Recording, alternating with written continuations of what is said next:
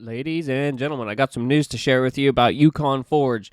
John's come up with a hammer that is kind of old school, but it's got that new school feel to it. When he had talked about it a few months ago, when he was taking over the Flatland Forge driving hammer business, there was an old style hammer that Jim had tried to bring back around, and it has the thistle style stamp, which is a Scottish thistle. And he kept it to honor Jim's efforts to make the hammer out of Edward Martin's heart. So John wanted to let people know that if you can pre-order right now, and they'll be available at convention to pick up. And if you pre-order right now, they also will ship around in November. So he's just taking pre-orders right now, and you can also go to yukonforge.com, use code BRAINS, get you 10% off, and then there's also a pre-order convention discount as well. So use code BRAINS when you order. Get yourself a badass new hammer from Yukon Forge. That's funny, dude. Well, shit. Well, welcome everybody to another episode of Forging Brains podcast. Me and Gavin here, my co-host, figured we'd hop on. It's been a little bit since we've had an episode, but a lot has happened. We figured we'd hop on and talk about Spruce Meadows. It was a cool year. Both of us got to go, and we both got to go in kind of different roles. Gavin went as a competitor and shooting content and stuff, and I got to go purely just as like, everybody kept on asking me like, "What are you doing?" And I was like, "I'm just media. I'm just media for the week." Is like, and so that's kind of what I did. I just played media, shot some videos, and we did a decent amount of podcasts while we were there. I was able to do some interviews. It was pretty good. It would be nice in that role, like, to go, because sometimes when we're competing, like when we've been like, oh, yeah, we'll try and get all these podcasts done or whatever, but then we get done competing for the day and you're like tired, want to eat. It's hard to fit a podcast in sometimes. We've done it. We've gone to so many events, both of us being competitors, and we just never get the podcast done. Yeah. We have total intention of doing it, everything planned and everything. And even the person that we have it planned to do with is like, man, if we don't have to do this, that's great. I would love to get a beer and some dinner. Yeah. Chill out. Because that's kind of, it's like everybody's been going the whole entire day. Goes are kind of pushed around, and it's more of a rush day usually at your typical WCB. Mm-hmm. And so by the end of it, everybody's just like, let's just go get some food and go to bed because we got to be here again in the morning to strike for somebody else or get something else going. The one you can look at the day sheet and see oh, they're in the first go, perfect. Then he's striking in the last go, and it's like, well, fuck. Yep, that kind of shit. It really. So it was cool to go to this one where at least one of us weren't doing it. Where I was able to push a little bit more, because I still had energy. I'm like, no, all right, we'll get everything ready and we'll go ahead and go do it. And just it was more lax days as well. How was your go deal? I thought that was fucking perfect in the sense, I wouldn't necessarily want to be sitting there trying to record and do that, waiting, oh, you're up in 10 minutes. Did I know I was in the last go. I burnt my forehead. Oh, sitting in the sun? Sitting in the sun, doing those interviews. But it was no hat. It was the best place to sit. All right, so before we get to that, we'll get back to that little part. Let's. So Gavin went earlier than me. I just went for 3 days of the competition. So Gavin is competing. So he went for the whole shebang. So what was your first day there? What was your first impressions going to that place? It's kind of interesting in the sense I didn't really know what to expect just because it was something totally different than a normal WCB, where going to the other WCBs, you've been there, you know how it works, you know the routine, and this was something totally new in the regards of the first day is a practice day, so the anvils are set up, so kind of something that I hadn't really thought about before, but Troy had brought it up to me. He's kind of a big thing is getting a little practice in there and get rid of some of the lactic acid buildup. And looking back at other contests, I can realize oh, that's probably why I cramped up, because I was flying all day and you go back straight to banging. And what did I do when I went to practice in there was started cramping up a little bit, and I was just making the one shoot, So I thought that was pretty cool and helpful.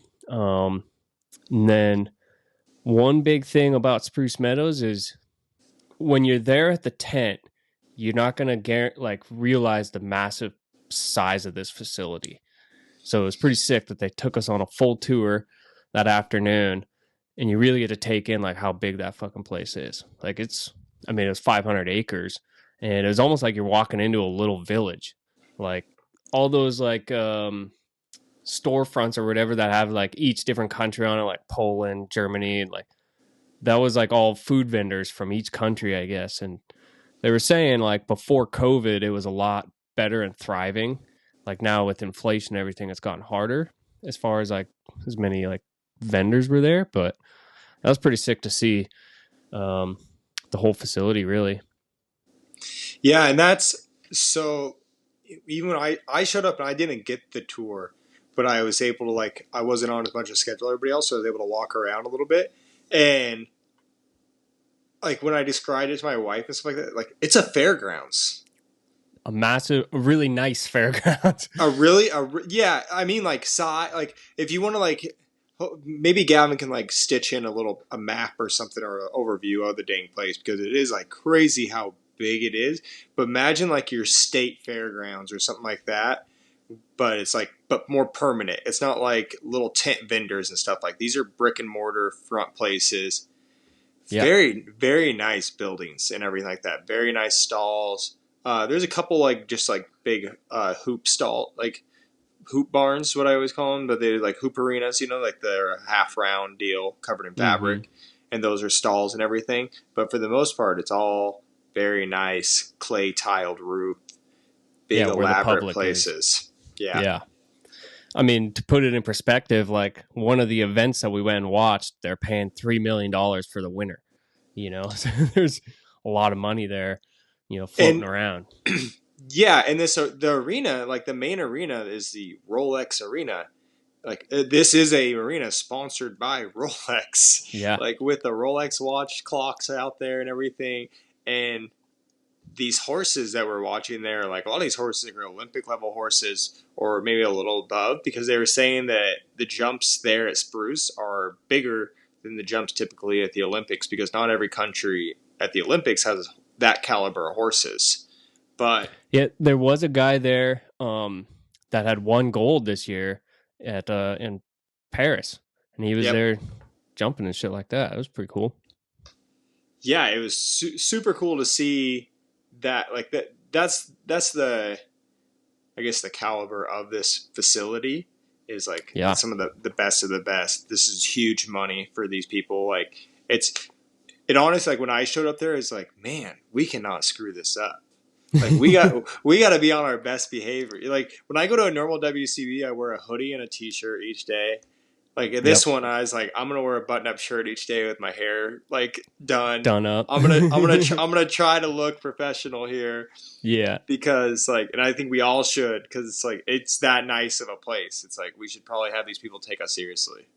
I wonder if we're all like, imagine everybody up until your go, and then after your go, it's mandatory. Everybody's got to be a button-up shirt, and if that happens, what if they put us up there by the arena instead of out there in the back 40? I think it would be cool if it was a more permanent set, right? Like if it was Like where they didn't have to use the trailer. yes. Yeah, Yes, be kind of cool. I love the trailer, but what if there was 10 forges somewhere with an open front where people can just walk right up and see this? You know what I mean? Yeah. And be able to watch it. Like it would be very, So it'd almost be like the very old cool. style Calgary Yeah, in or a sense. a little bit like Stoneleigh kind of is, Oh where yeah, yeah, there's Stoneleigh. the row of horses and kind of a building around it where it's just like a permanent setting. Like that'd be pretty stellar. That mean it'd be there to stay. Yep. There is a permanent farrier building on the grounds, but Yeah, Charlie. it's Hepa. Charlie. Yeah, Charlie. Which Charlie was really nice, super generous with everything. It's one of the big reasons that the event's there. Yeah, we got to So say thanks to Charlie. If it wasn't from yeah, him, from what we've heard, if it wasn't for Charlie, like that event probably wouldn't be necessarily going there. So he put it in, I think that's his mom, Linda's ear. And that's kind of how the event got to start rolling and go there. So big Yeah, thanks to old Charlie. and you could tell Charlie's obviously into the traditional part of our trade. Like he's not into the bunch of the gimmicky crap. He's like super into the traditional parts and the fundamentals and basics of it. So like that's why he believes in the WCB. So and he was super generous and let us shoot some podcasts in his farrier shop. And he's got a sweet little farrier shop there. Yeah, It's those pretty couple cool. episodes that we just did with Alex, that's in the farrier shop right there. Yeah. So it's super cool facility, huge. I think that was the first thing that kind of struck me when I got there. It was like, whoa, this place is big. Like Yeah. this isn't like some barn. You know what I mean? Like it's typically when we go to one, it's like Spy Coast is even like, okay, this is nice, but it's just like a training Yeah. facility and training barn. Where Spruce Meadows, you're like, this is Probably a like 50 spy coasts. yeah. I'm like, this is a showgrounds. Like Yeah. they have restaurants that are open year round there and stuff. Like it is crazy It cool. was sick. Like yeah. Yeah, even if like somebody just wanted to go up there and watch, like you're gonna have things you can do and watch and go see. You know, if you don't want to sit there and watch us make shoes all day or whatever, like it's welcoming to everybody. No, that is the one thing that I realized really quickly is like if you just wanted to bring, if you're looking for an event to bring your family to, and you guys are horse people, This would this be is the one. one. This is the one to go do. You get to go see, even if you don't want to compete, just go there and watch because you get to watch the best of the best compete, and your family can get to shop. There's tons of vendors for like shopping, tons of good food. This is probably one of the best I've eaten at a contest. Yeah. Yeah, it was Like good. we had like a normal like the places that we went to for breakfast. It was like actual good breakfast burritos, not Yeah. like Not a fresh. McDonald's. Yeah, fresh tasting. It was, but for the whole family, great. Like I think they were saying anywhere from 55 to 60,000 people come through the gates a day during that event. It's a lot of fucking people. Yep. So it's a family event, definitely. Like this is definitely the one you could bring everybody to. Yep. And so the way the days are kind of set up are a little bit more laid back, I would think, because it's like you just have one go per day, right? Mm-hmm. Yep. One go per day. And up until like the pool of shoes days, like you know when you're gonna be up. You Yep. know, the pool of shoes day is the only day where you don't know what time you're going. So yeah, unless So you're striking for somebody or paired up with somebody, you know, your days are pretty lax in the sense of get in and get out. yeah. And what was day one? Was it the omnidirectional day? Yep. Yep. How'd that go for you? Our friends and family, this episode is brought to you by the World Championship Blacksmiths. Throughout this episode, we're just kind of recapping just kind of our take on how the event went up there at the Spruce Meadows and just kind of, you know, things that I learned through competing and things that Riley observed just by being there and hanging out.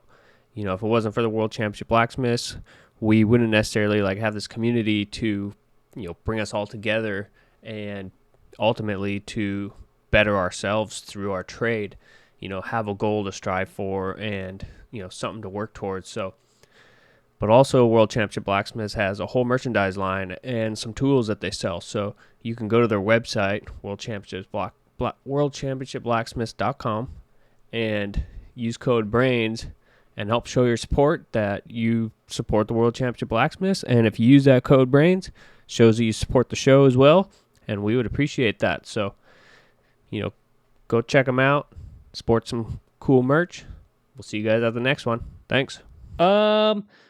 Well, the thing that was kind of crazy was the competitors meeting, and the question got brought up: where do you want to see the nails? And you've probably seen in quite a few like my videos that I posted, like practicing. All of our nails were in the bevel Yep. and like omnied all the way around. And the question got brought up: where do you want to see the nails? And Michael Kukkonen had said in the flat, and everybody was like, "What? What do you mean in the flat? Like that's if you bring in an omni all the way back halfway through the section, that's going to be coarse as shit." So it was like, Yeah, they're gonna be wolfy, yeah. dude. So like everybody it brought up confusion amongst everybody. You know what I mean? And kind of like something that we've talked about a lot on the podcast with our guests is the time to change up your system is not going to be on the day, you Yeah. know? And so they kind of mentioned like, oh, you just knock the outside edge off and then just punch it like a plane stamp. But everything that we'd worked for up until that point was we knew how much our steels were stretching. You know, we had our measurements together for knowing like what we were going to cut. And I wasn't willing to risk changing it up that much. And on the off chance, like way too long, way too small, you know what I mean? So, I just made it like we've been practicing, you know, just ran the bevel in there just the same way, or the Omni, I guess, and cut it out like you're supposed to use 1/2 inch thick steel. And this was like a thing that was kind of weird to me was there's quite a few English fellas that used 3/8 stock, and in the rules I believe it says 1/2 inch thick, either 3/4 or 1 inch, you know. So that's what I was kind of like wondering about. I mean, I'm not complaining in any way. It's just kind of one of those things like, what do you mean? You know, but I don't know. Yeah, it's I don't know. I don't remember what it said in there, or if it just said that's the stock they had available. Like I don't know if they said like for the day, like it didn't matter what you use, but this is what we'll have for you. Well, I remember I was on the phone with Troy a few months back practicing or whatever, and this is when Stan was still going to be able to go, and he was in a hotel room with Stan, and I was like, "Do we really got to use 1/2 inch steel?" And Stan goes, "It's in the rules." I was like, "Oh shit, I didn't read it." He's like, "Yeah, read the paper, you dumbass." I was like, "Okay." And maybe that was something last minute. Those guys were like, "Do we have to like?" And just got it okay that they could use 3/8 because they're like, "Fuck, if we use 1/2 inch and just knock off the outside edge, Yeah. this is gonna be thick, man. Like this is gonna be real thick." True. Yeah, that probably is something that they probably just asked the judges then. Yeah, because I don't know either way. I I didn't wasn't even think there. about that. I wasn't there for Omni Day, but I from the outside in, I like just saw pictures of shoe jobs that day, and I was like, "Whoa!" Where's the Some Omni? guys, some guys went different directions. You know what I mean? It's like something happened here, and it's like, man, that's always so easy to have happen. Of like, you think this is what you should do, but then this is what the judges say. It's like, Splitting hairs. okay, yeah, it's super hard. And I think, Where that's the hard thing with the Omni always, anyways. It's like, where do you want me to fit the nails, and what part of the nail do you want me to fit? yeah, Because like if you nail outright in the bevel, there's a whole half of the nail that's or like 3/4 of that motherfucker's not fit. Like it's hanging in the air. You yep, really get a fit just that inside line yep, of where the it's nail. seated. Mm-hmm. So it's like, well, from a like I get it from a judge's point where it's like, where should we put the nails? Like, man, put that thing where I can judge it. Put it in the flat. I And think it's that's where they like were getting at. Yeah, where it's like, man, if you have it in the bevel, I'm just kind of doing the yay or nay nail judging because I know that was even something hard for them. They're like they came and asked me for the toe weight shoe. They're like, where do these nails fit to? Because it's just like an oval nail hole, and it's like, well, they're gonna fit like just slightly proud because it's a square edged nail, and so it mm-hmm. has to get seated in there. So where I could see that in the Omni, it was like from their standpoint, they're like, let's make this easy, put them in the flat, and then for a bunch of other like. Because even in practice, we went to that practice at Craig's, and a bunch of people made Omnis, and everybody's was a little different. Yeah, And it's kind of like, well, where do you put the bevel to? Where do you do this? Like there was no specimen for it and really. kind of the advice that Craig had given us is like the steeper it is, the cooler it looks, or the better it looks on there. He's like, whatever you do, I'd go to the edge. Yeah, and that's Because something that I was trying to do. yep. And no, I think you did. Like, if they liked it or not, that's something you just kind of got to go with sometimes. How in competition of like, I'm going to do what I practice, and if they're going to like it or they're not going to like it. And I think something I was just kind of thinking of is like a competitor that has more experience, like competing at that level, would probably be able to adjust better on the fly to make that call in between, to make that judgment call on the day like Yeah, that, I agree. or I I wasn't agree. necessarily ready to make that call No, for and myself. I think like section or not, looks or not. Even when I talked to Michael later, he mostly said he's like no matter what on that, the people that fit the feet the best got the best scores. Yeah. Yeah. So like that's what it came down. But it's like no matter what that you let your mind get to you. Like you're worried so much about the looks of the shoe that you're like Kind of forgetting maybe about the important aspects. Yeah. like really really fitting it real sweet. And that was something that like they were super consistent about judging all week long. Was they weren't necessarily worried about a super flashy shoe. They just Mm-hmm. wanted all the basic elements to be in that shoe. I thought that was Before super. this. I thought that was super fair. Yeah. Super. And they were super fair with the trims. They were just like whatever you lay down and you think is sweet, it just needs to be flat, Yep. and you need to not alter it later. Yeah. And not overdone. There was Yep. quite a few horses that came in some of the later goes that were pretty short, like they were barefoot, and they didn't need much work. And I remember on a few occasions they came by and said, if you don't touch that, we will give you a 9, because Yep. it was to that point where like there wasn't really much you had to do. And everybody's like, "Oh, how's that fair?" It It's is the in the luck of the point. draw. It's a luck of the draw, and it's like sometimes it's really hard not to touch it. It's very hard. When you're like, man, if I could just squeeze this, it might be sweeter. Yeah. It might be a 9.5. Especially Like like if I do, looking at the minute little details of a frog. You know, yeah, the frogs. It's the rabbit hole. yeah. Where you're like, I'm just gonna scrape this little line off there and make it nice and smooth, and you're like, oh, a chunk came off. Now I'm committed. Yeah, you're like, And I'm that's in it where it now. starts going downhill. Yeah. There goes those points. So it's like it's not as easy as you think to just be a 9 and not touch it. You gotta keep the control of your head, and now you have no changes you get to make to it. You're like, I have to fit that. Something that was like very hard in the sense is after you get done with your trim, they'd go around with a marker and scribble. Yep. So, there's no guessing game on that point on whether or not he trimmed that foot after he fit it. Yeah, exactly. Yeah, if you tried cheating a quarter forward or back a little bit, they're going to see it. They're going to knock you for it really hard. That's just it was really cool. They just wanted basic good horseshoeing. Yeah. That was all it came down to, for them. There was no sanding allowed on the feet. Yeah. Which is kind of crazy. I seen Steven Bean, he had a wire brush. It was so fine. He would go over there and just wire brush the shit out. And I was like, that fucker looks like it's sanded. It looked good, dude. It did. I was like, you needed like he thought ahead of it. You could tell that he had like, and that's probably years and years of competing experience. Yeah, I mean, you have to know the brush to buy.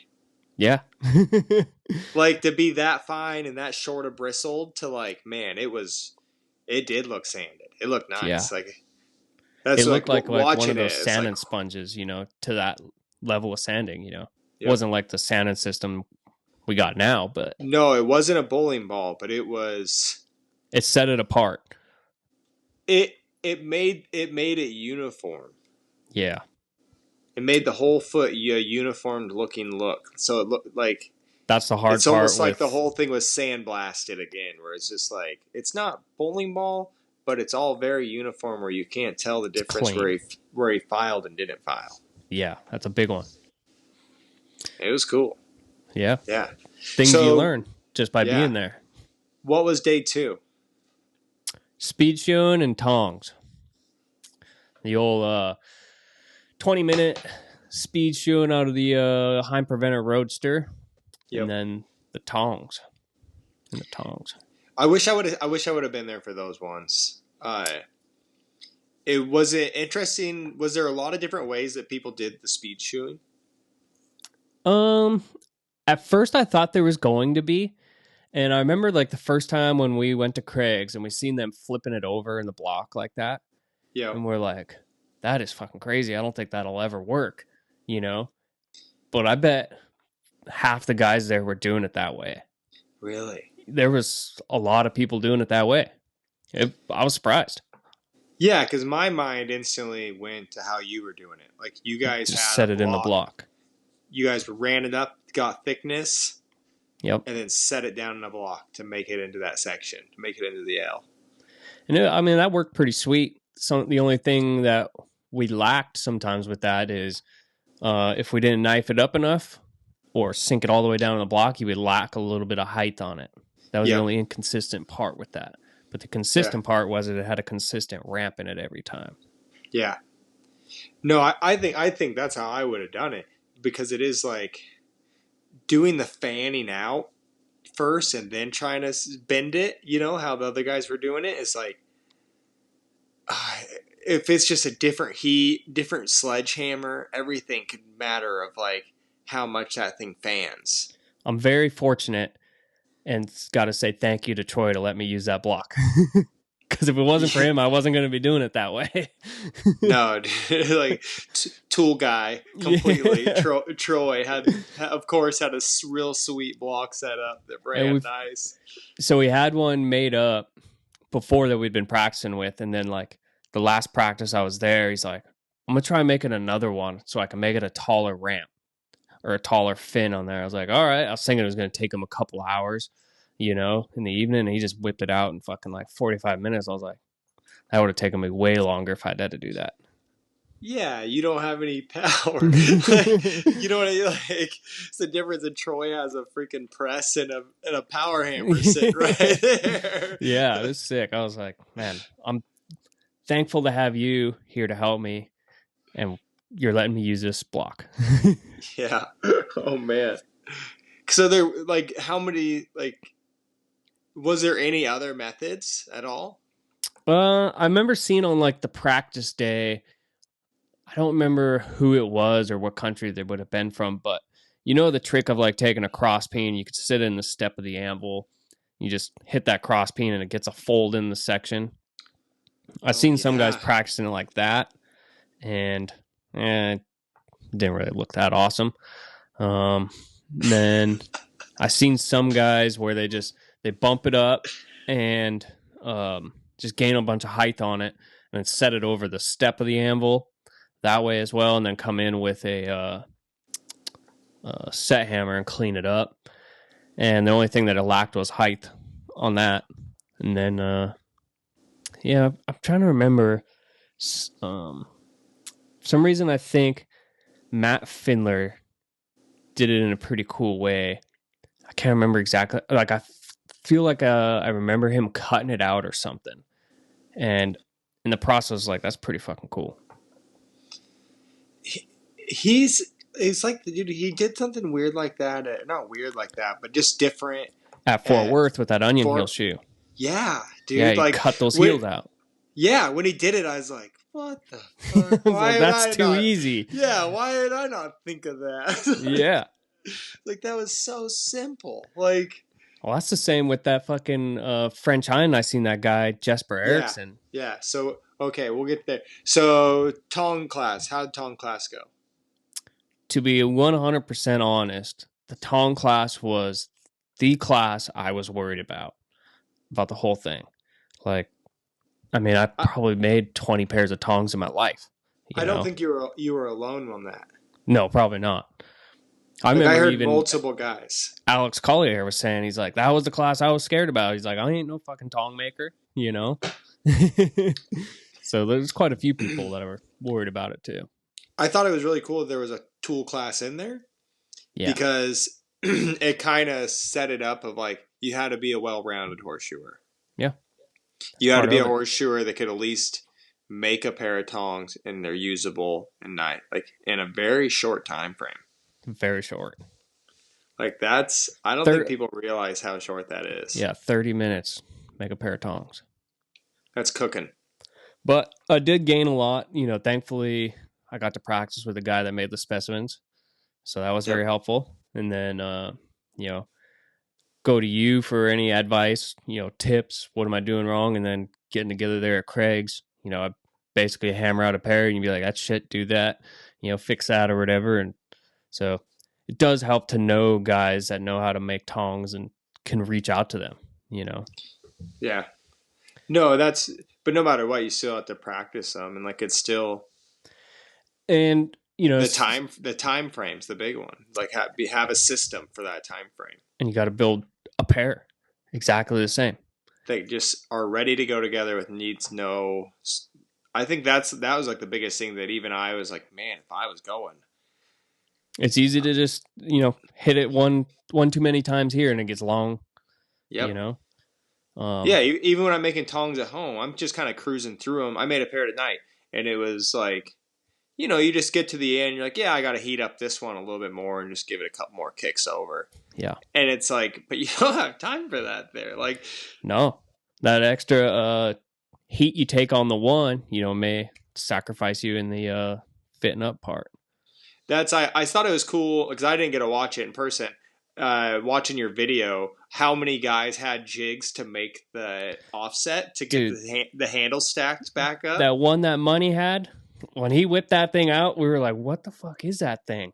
That's from his power hammer. I know. I was like, I was standing next to Tom Willoughby when he whipped that thing out, and Tom's like, that's a tong maker right there. I saw it on the video. I was like, dude, that dude that's what he uses at home under his power hammer. Yeah. Like, for sure. He just brought that from home. So sick. I was like, God damn. Worked out nice. Because super easy. I didn't think there would be that many of them because even like beforehand, I told you, I'm like, dude, you need something that keeps everything flat. Flat and true. Yep. That like that you aren't screwing around with a cross peen trying to reflatten things after it fucks it all up. Like, well, and beforehand, I mean, you saw that little block that I had set up. It was for that toe-weighted shoe for the inner rim of it. And I just kind of notched out that section there. So I was like, well, it's actually like close to the same width of what the boss would be. So I was like, maybe I can just carve some of that out and set that on there. But yep. I mean, it would have worked pretty sweet, but from what I was told, the edges were pretty sharp on it. So that's why I didn't use it. You don't want them to look sheared. Yeah. Right there. It's like a weak spot in the tongue. So definitely don't want them to. And there's one less top tool that I had to pack with me in my tool bag. A lot of tools. Yeah. A lot of tools. One thing, like looking back at it as we're thinking about it, talking about it now, I remember getting to like the 5-minute mark of the tongs class, and I was just about to rivet up, and I remember like talking to Troy and being like, dude, thank you so much for helping me in this class. Because looking back, like there was multiple times where I had gotten like lost, and like he steered the boat for me and pulled me right back in the right, because otherwise it'd have been like Tinkertown, you know what I mean? Oh, and, yeah. You're like, I don't know what to do next, so I'm just going to kind of take this heat. Yeah. And he just kind of pointed me right in the right direction. He's like, don't do that. Do that. You know, so, don't do that. So thankful. So thankful. I told him, I was like, dude, thank you. He's like, don't fucking thank me. You got to get this done. I was like, just got to say it. Oh, that's so good. He's like, you don't be worried about that right now. Yeah, he's like, we can talk later. I was just so relieved to have that done. That class, I was like, dude. They're done. And to not shit the bed in it. Like, you're like, I didn't lose a ton of... You're like, I didn't lose a ton of ground here. Yeah. I was... In my mind, I was like, I'm going to be lucky if I place, like, top 40, with this class. And they were above that, so I was content with that. Since day one, we've had the great sponsor of Farrier Box. And something that's really cool is, I don't know if they, like, read our minds or not, but this last month's box was pretty dang cool. Came with a brand new Salcedo hoof knife, some tool ruse, some buffing compound, and a cotton wheel, and basically sets you up just to go straight to trimming feet and knifing them out. So amongst some other things, and then if you guys want to get on the program, go to farrierbox.com, use code brains, and get 25% off your first month's box. Like, you won't be disappointed with all these tools that you get. So sign up, do something cool. Yeah, and because it is like, you go into it and you're like, okay, I did pretty good day one. I did okay on like in the preventer class. You're like, I could totally lose all momentum right here. Yeah. with this tong class. Like this tong class could just be the big old pot stirrer completely. Could have done it. Yeah, that's good. So, all right, going into day 3. What was day 3? That was a French Hind Day, and you were there. Yep, French Hind Day was the first. I got there at the end of Tong Day, like at dinner time, or maybe Yeah. even late. I think Yeah, I you got just there came to even. the house, right? Yeah. Yeah, super late. I had this like my airplane, my tickets got screwed up, I think a little bit, and I got there even later than I thought I was gonna get there. I just like usually do an Uber, but I just walked outside of the terminal, like, and there was a taxi sitting there, so I'm like, fuck it, I'm gonna get in this taxi. And I got in the taxi. The guy almost made me seasick on the way there. He was driving so fast and changing lanes that I had to like roll down the window and like get some fresh air. I'm like, I'm gonna hurl in this taxi from this motion sickness. Like, Going and from then, that and then stepping in the house where it smelled. dude, that's what I was gonna say. It was Oh, Currytown, USA, like, or horrible. Currytown, Calgary, because it was, It and was rank. it never weakened. No, no. We thought it Every might like air out by the end of the week. Still I stunk. swear, dude, when we left during the day, somebody must have came back in and cooked more curry each day. Yeah, every time we're gone. They refreshed it because it stunk so bad. It was right. And curry's not really a smell that bothers me, but it was just like That one was bad. you'd open the door and it's like, whoa, Whoa. what? Like, what? That's the curry's still here. The Yeah. curry is still here. And so, yeah, got there that night. Showed up the next day. You guys were kind of like, you could tell like you guys were already used to the venue, but I was like a little kid my You're first time. like, whoa. I was like, whoa, look at this stuff. I We're like, like yeah. walked, yeah, like the trailer's right over here. I'm like, y'all be there eventually. I'm gonna just start like, Yeah. so yeah, I got over there. It was French Hind Day, And I was and in so the first round. Yep, So yeah, that's why you I was were. like, I got to go over here, get going. And his first round is like you you drew the pony. So thankfully, Dude, thankfully, the pony. when we were like, I had my tools sitting there at the anvil, and they start walking up the horses, and you're like, okay, maybe I'll be able to see which horse I get. And I see those fucking Cobb Gypsy Vanner horses coming. I was like, oh god, Huge ones. big. Like those are Well, the like size of the ones we do at like the classic on the Roadster Day.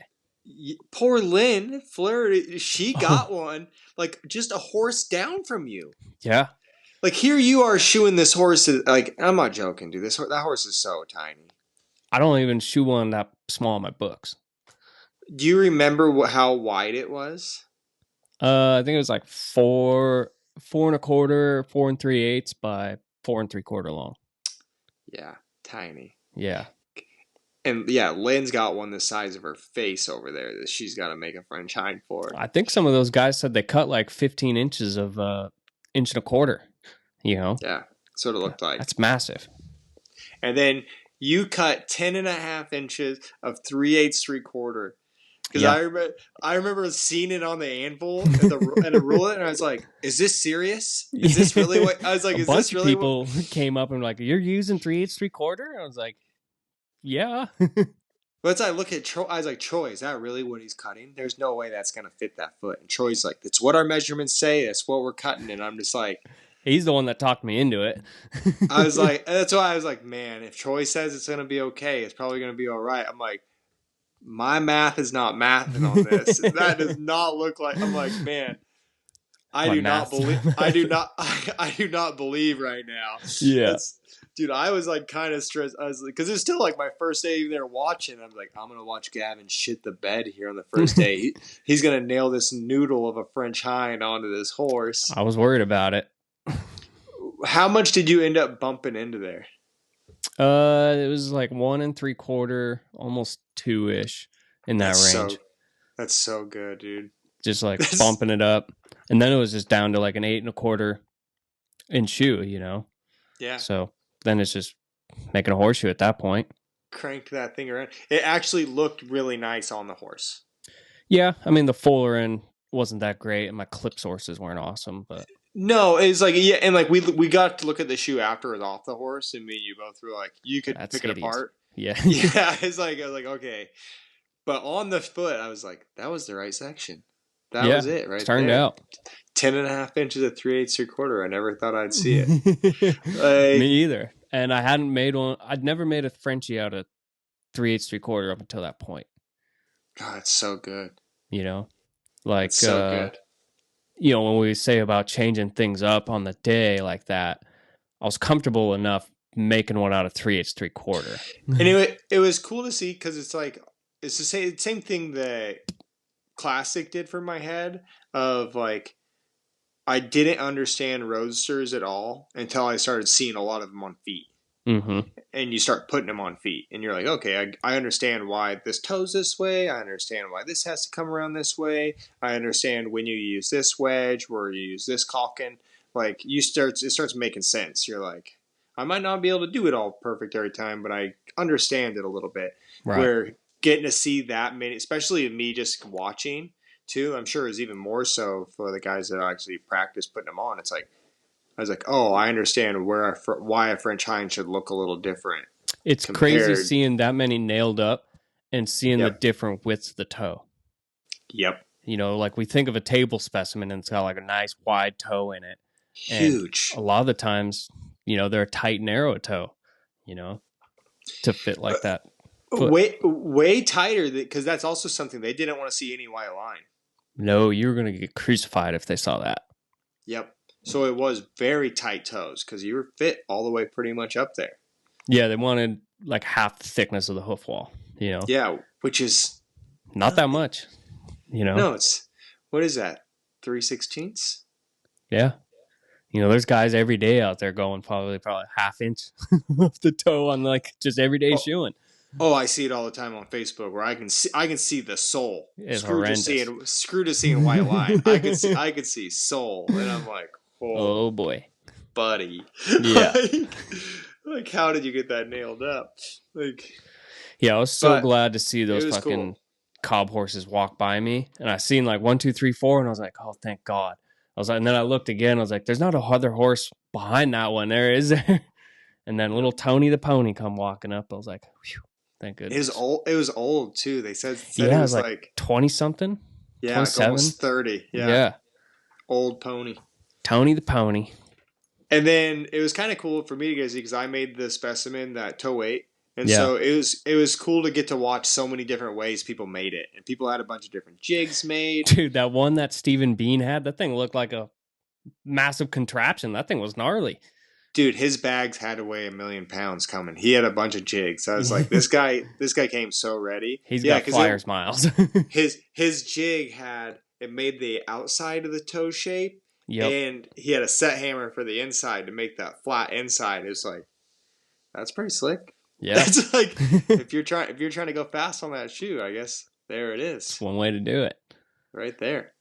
Yeah, it was pretty cool. See, Troy won that shoe, and he made a ton of them, so it's pretty cool to see that he won it. It was cool. Yeah, it was like he made a ton of them, and he sent me a ton of pictures on them of like he'd make them and send like, what do you think? What do you think? And it's like it was really cool to see him win that class. Yeah, that shoe. That's definitely cool. It was like just overall, like Troy finished 8th on the whole thing. And it's like, man, it was cool seeing him stoked for him progress so much because like he'll even tell you like he's like, yeah, I shit the bed on the first day on the Omni Day, so he was digging himself out of a hole the whole time, and he got all the way up to top 5, I believe, into the top shoeing day or top 10 shoeing day, and yeah, he won 2 classes, 2 shoes. Yeah, the bevel as well. Yep. And it was like, man, you watch guys do it when they're like shooting or something like that. It's like, just like, they know they can't miss. Like, confidence is just stringing. Like, you could see him like during the shooting days, like, he's working hard and pushing, but it's like, you could just tell he couldn't miss. Like, he wasn't worried about it. He's like, He was so confident in every single move. It's like, man, that's a guy in his groove right now. And he kind of mentioned it to me. He's like, you can kind of have one class kind of be like a shitter class, and you have to make up ground on all the rest of them. He's like, I got my shitter class out of the way. It was the first one. So he's like, I can't screw up now, so it's Did kind of good. one way that he explained it to me, I guess. Yeah. He just So kept, then, what was day 4? that was Pool of Shoes Day, wasn't it? Pool of Shoes Day. It was Pool of Shoes Day. Yep. Uh, Yeah, so that Pool of was, Shoes Day.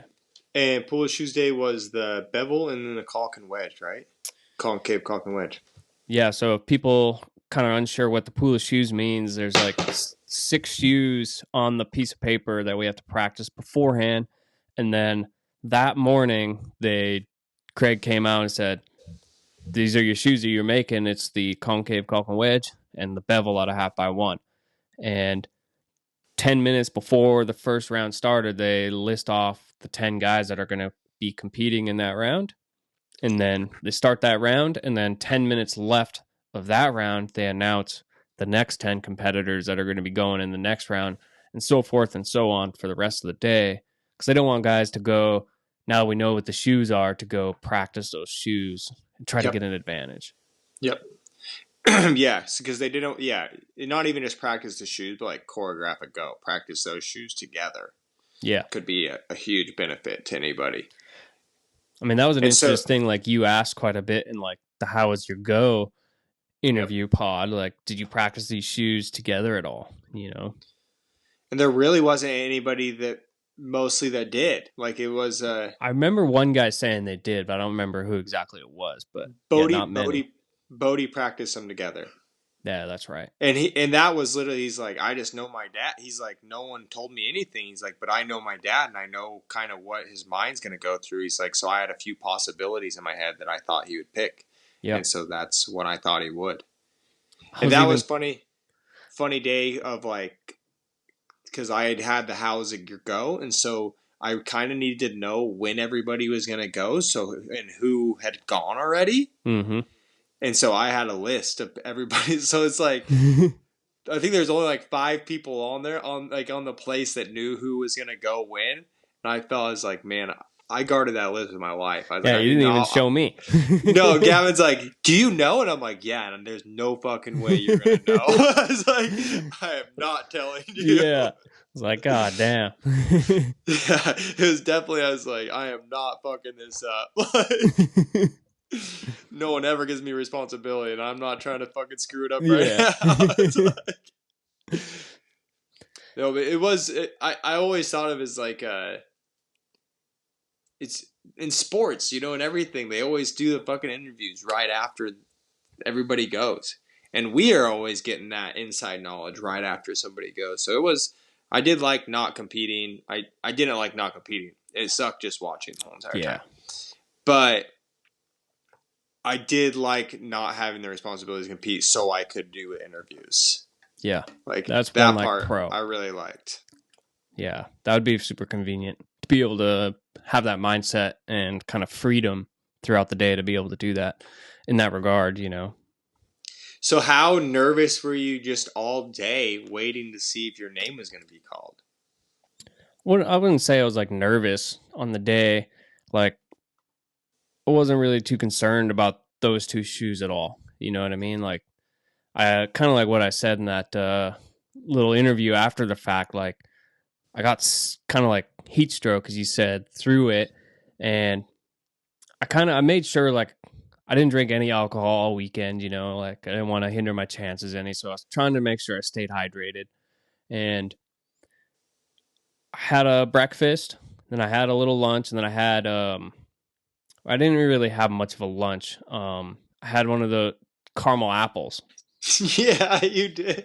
And those things, I mean, they were so good. Like, so good. And I probably had it an hour and a half, 2 hours before my go.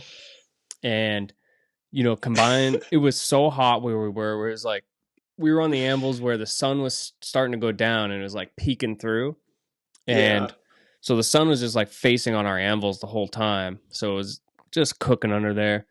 And I started feeling sick. Like, I thought I was going to throw up multiple times. Like, every time I'd go to the vise, I was like, oh God. And you just get that caramel apple, like, burpy feeling. I was like, oh, fuck me. I thought I was going to chuck it all up right there a couple times. Oh my gosh.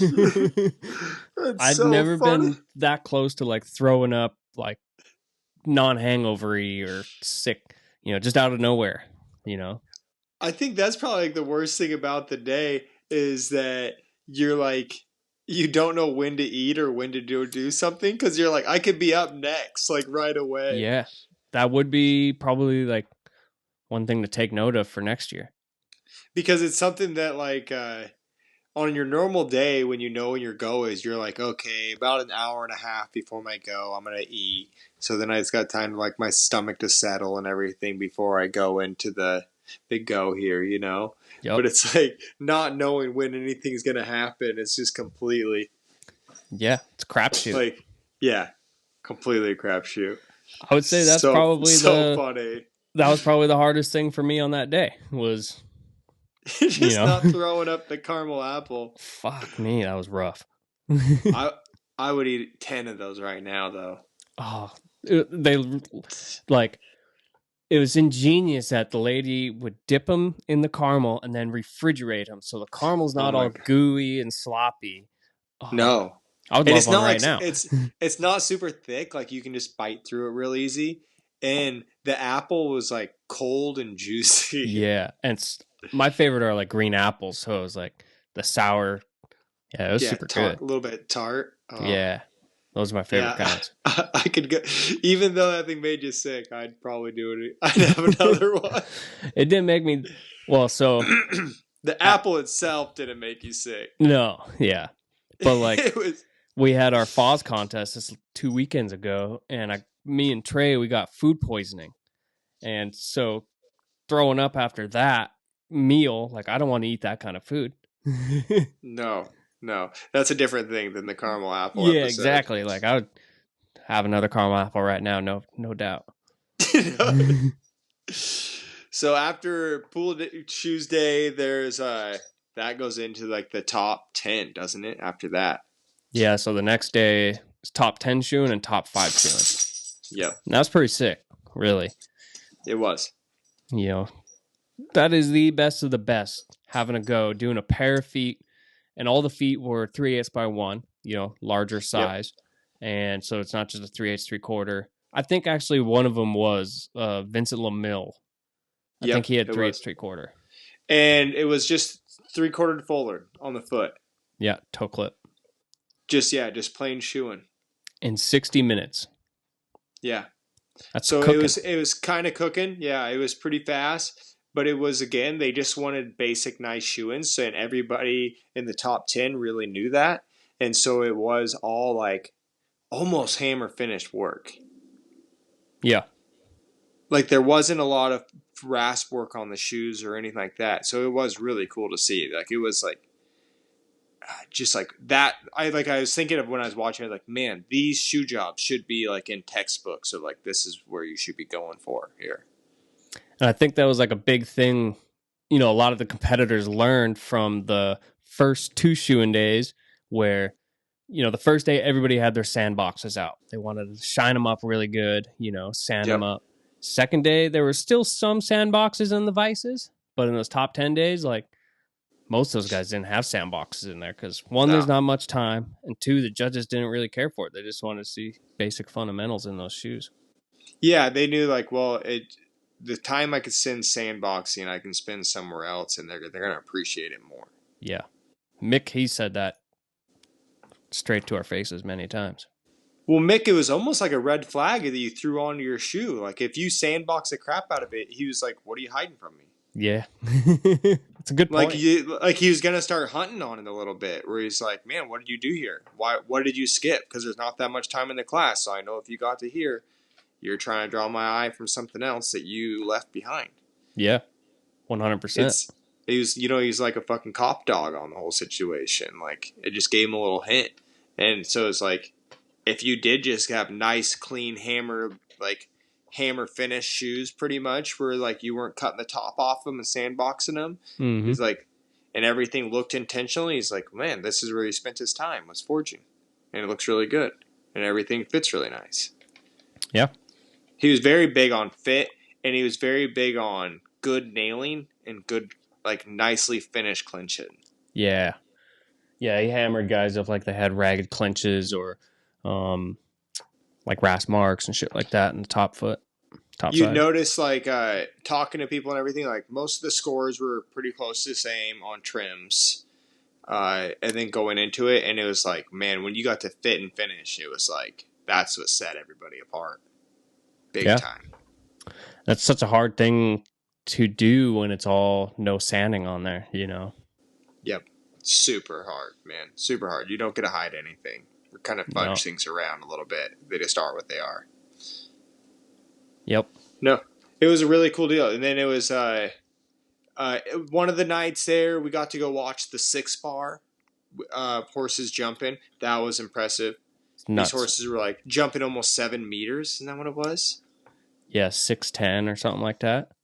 And Yeah, what it did that come out to? was. Be like 6 foot or something? Or No, I was not way up. It's not 7 meters. It was like almost 2 meters, and it was almost 7 foot. I yeah, think yeah, that's yeah. what it That's what it was. was.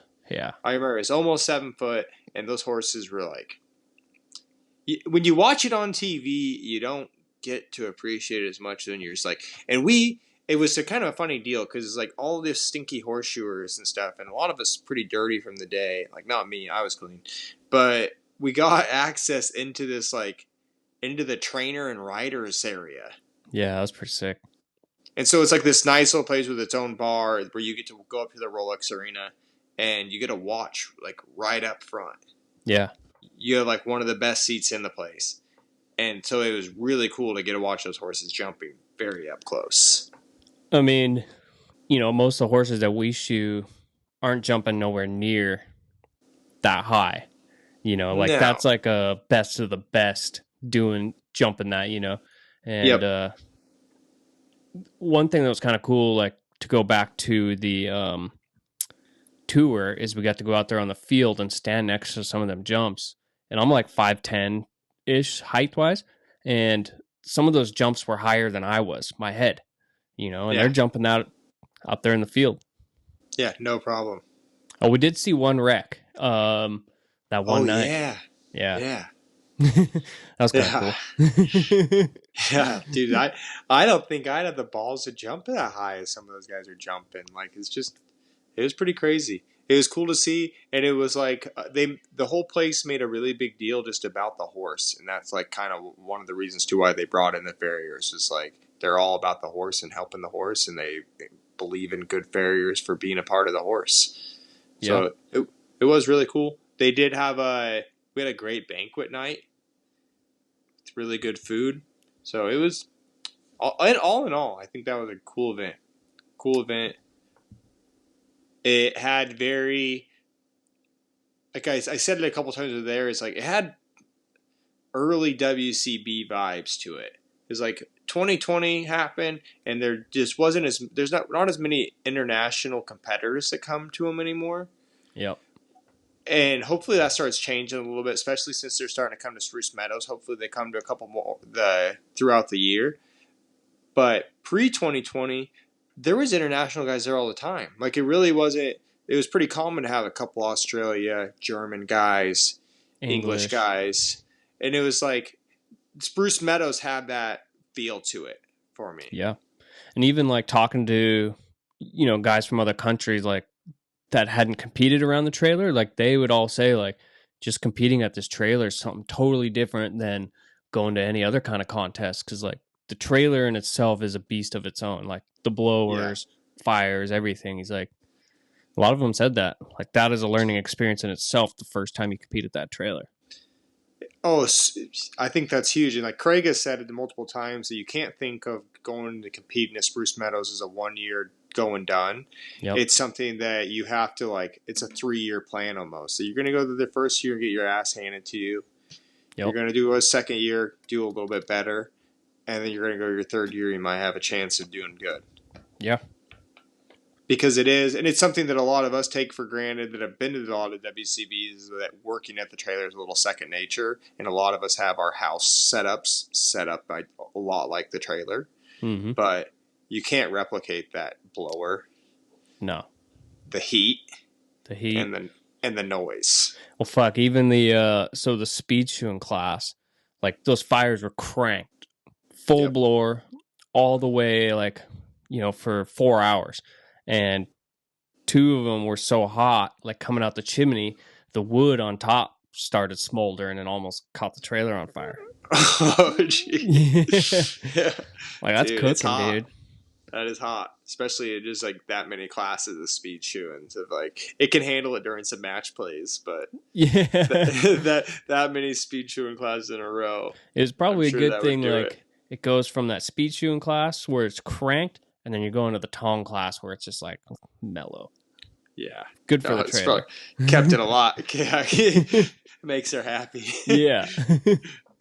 Good for the trailer's health. Sweet. Well, I we're think at that's about an hour. Yeah, we're about an hour right now talking about it. I think it was good to just kind of go over what we both realized about it, and like because it was both of our year going, and we both had two different perspectives going into it. But I think for both of us, it was a do again. Man, it was cool. Yeah, I mean, I set a goal for myself like this first year going, and I didn't quite meet the goal. And so leaving there, I was already like thinking, like I'm still thinking about it. I was like, man, I can't wait for the list to come out again so I can start practicing to go back and do better, now that I kind of know what to expect about it. Yeah, I guess no, it's cool. a very cool contest. Hopefully, more people start giving it a try too, or just want to join in on it. Bring some guys out of retirement, hopefully. Yeah. But Like even it like, was sweet. yeah, just the atmosphere of competing there was definitely a lot different than a normal WCB in the sense of there's a bunch of faces there that you don't know or you hadn't met Yep. before, Yep. versus you would go to one Fort Worth or whatever, like, you meet everybody and you kind of know everybody and it's kind of just like a regular get together with all your buddies. Where this, you're like, one, for us, we're in a different country. Two, all new different faces and like these are the best of the best from each country.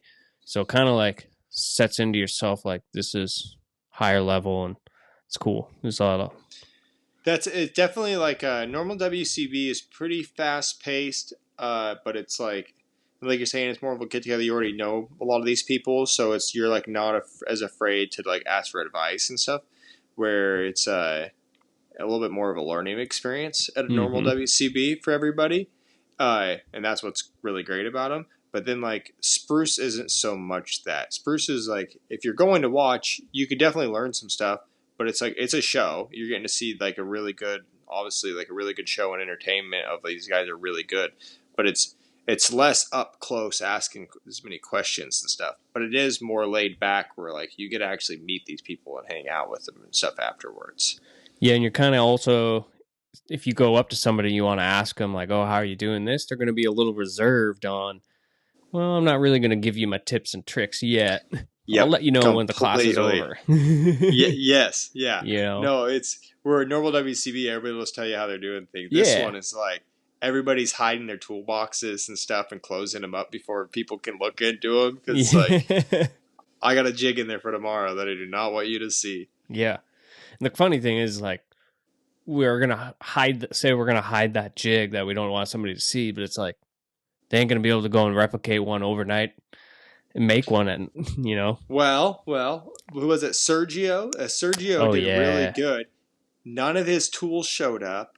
He went and made a new jig the day before. yeah, that was great. So Sergio's from Spain, and he ended up in the top 10 as well. And the first few classes, he was basically whipping all our asses using everybody else's tools, Yeah, not a just single borrowing of his own tools, tools. Which is which is so crazy. cool. So cool. Kind Like of it goes just to show you, it's just speaks. yeah, just it's the person that uses the tools that's not actually the tools that produce the product Yeah. in a No, way. I thought that was awesome. Yeah. Super cool to see that. And I can't believe that. I would, most guys would be a train wreck if their tools didn't show up. It'd frazzle me for Yeah. sure. It Yeah. would definitely throw me off. Like, Especially like, so speed shooting class, we were using a specific jig for that inside. And if you have your own special jig that you're using for that inside, it's gonna totally screw you on the day like that. Yep. Yeah. And then once things aren't looking like they should look, you're like, oh, this isn't going good. This ain't going good at all. Yeah, props to him, man. Yeah. It was cool. It's cool. So if you're thinking about going and signing up, I think people should do it. And if you had any thoughts about, oh, maybe I should just go and watch, I definitely go and watch. Yeah. It's freaking sweet to go watch and get to see everything that's going on. And just like the show itself of the horse jumping is awesome as well. So you might as well go. Yeah, the environment's different. It's cool. It's exciting. Yep. And then I guess for everybody else out there, that is the next on the WCB list is the Hat Creek Farm. And just wanted to say good luck to everybody that's traveling there and going to go compete there. Yeah. Good job signing up and moving upward. And I don't know, they might still have some openings available there for it. I don't know. I thought it said it's closed. Oh. Or full or whatever. Oh, that's good to hear. But that's pretty cool also in the sense of the judge is George Rogerson, and he's the newly acquired world champ as well. Yes. Pretty dang awesome that it worked out that way, and everybody gets a chance to go and beat George and be around him. He's a very, very cool guy, laid back. Funny. You can understand him even. So it's pretty good. Yeah, if you guys didn't listen to the episode we did with Alex and George, who's a hoot. Yeah, man. Good guys. No, so everybody good luck there, and thanks for tuning in, listening to us. Yep. See you guys. See ya.